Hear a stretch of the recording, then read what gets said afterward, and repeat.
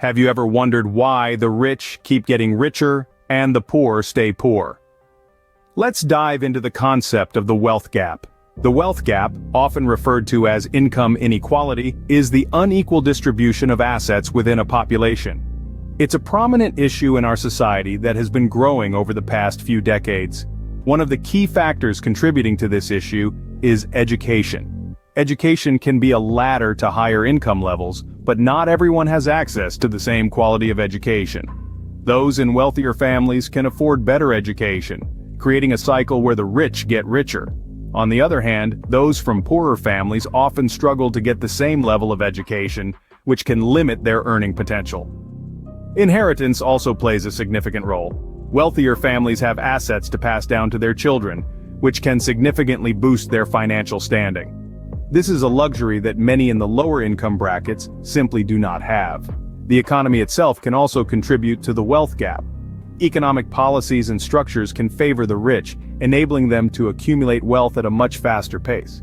This accumulation of wealth then further perpetuates the cycle of wealth and poverty. However, it's not just about the money. Wealth accumulation also means accumulating power. The more wealth you have, the more influence you can exert. This influence can be used to shape policies and practices that further enhance wealth accumulation for the rich. So why do the rich keep getting richer and the poor stay poor? It's a complex issue with many contributing factors. It's about education and access to resources, it's about inheritance and the economy, but most importantly, it's about wealth accumulation and the power that comes with it. Understanding the factors that contribute to the wealth gap is the first step in addressing it. Now let's delve into the habits that distinguish the wealthy. One of the most crucial habits is investing.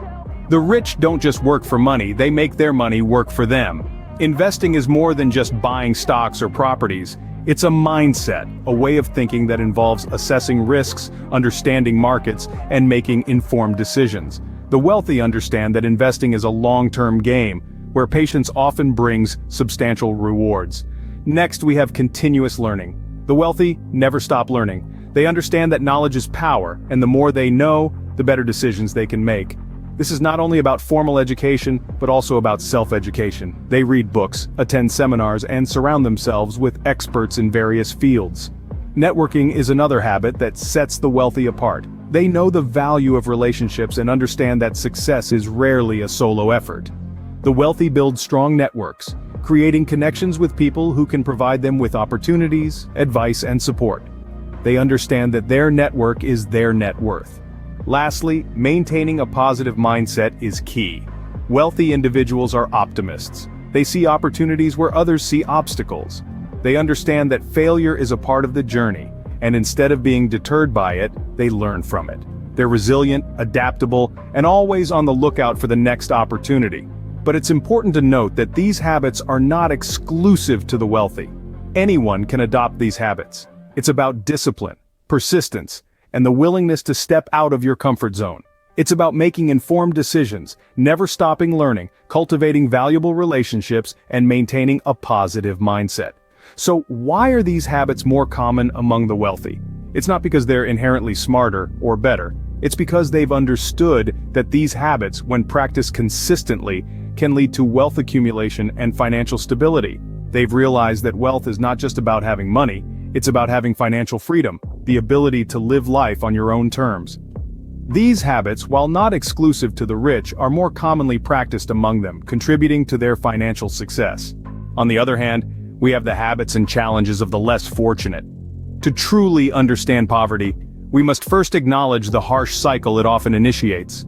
This cycle is more than just a financial struggle. It's an intricate web of factors that intertwine and perpetuate the circumstances of those caught within it.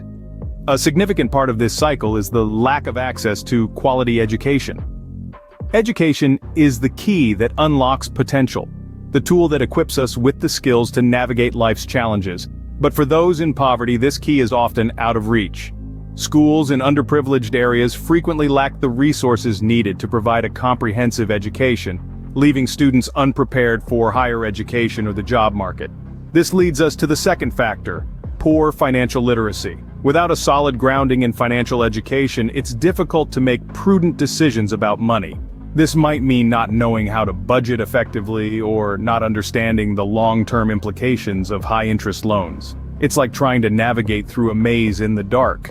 Without the right knowledge, it's all too easy to take a wrong turn. Then there's the issue of limited opportunities. Poverty often means living in areas where job opportunities are scarce, and those that do exist often offer low wages. It's like being trapped in a desert with just a few sparse oases in sight. The scarcity of opportunities shrinks the world of those in poverty, making it harder for them to envision a way out. But let's not forget about mindset. When you're constantly battling against the odds, it can be tough to maintain a positive outlook. The mindset of scarcity, of just getting by, can become deeply ingrained. This mindset can keep people stuck in the cycle of poverty, even when opportunities do arise. These factors create a cycle that can be difficult to break out of, contributing to the persistence of poverty. It's a tough reality, but understanding these struggles is the first step towards change. It's a journey, and it's one we must undertake if we hope to bridge the gap between the rich and the poor. So how can we bridge this wealth gap? The question looms large, and the answers are as diverse as they are complicated. But let's dive into a few potential solutions that could help narrow this divide.